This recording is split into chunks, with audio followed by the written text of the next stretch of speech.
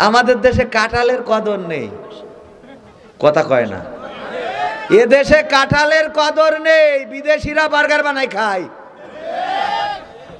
আমি আজকে এসে হাতে নাতে প্রমাণ পেলাম যে কাঁঠালের কদর যে আমাদের দেশে নেই, এটা এখানে পাবনায় এসে প্রমাণ পাইছি। ওবায়দুল্লাহ তারেক ভাই এসেছে, আমি দেখলাম অর্ধেক ফাঁকা।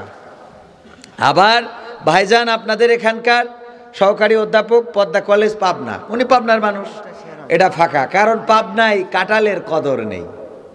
অথচ বিদেশে কাঁঠাল দিয়ে বার্গার বানাই খায়। এইটা আপনারা প্রমাণ আজকে করে দিলেন হাতে নাতে। এই জন্য কদর করতে শেখেন। বাংলাদেশের জাতীয় ফল, এটা খাওয়া শিখতেও হয়। এটা খাওয়ার জন্য তেল মারা লাগে, কথা কয় না।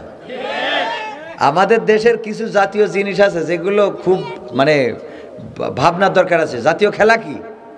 হাডুডু। সামনে যতই জাতি থাকুক, পিছন থেকে বিএনপিরা টেনে ধরবে, বোঝেননি?